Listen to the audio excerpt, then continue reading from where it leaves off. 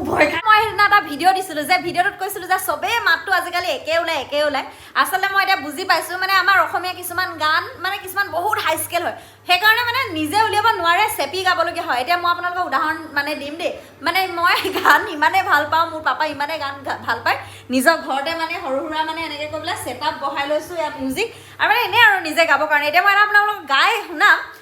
এই গানটো কাৰ হয় আপোনালোকে ক'ব আৰু ভইচটো বেয়া লাগিব পাৰে মই ছিংগাৰ নহয়তো আৰু গতিকে আপোনালোকে কেনেকুৱা লাগিছে জনাব আৰু গানটো কাৰ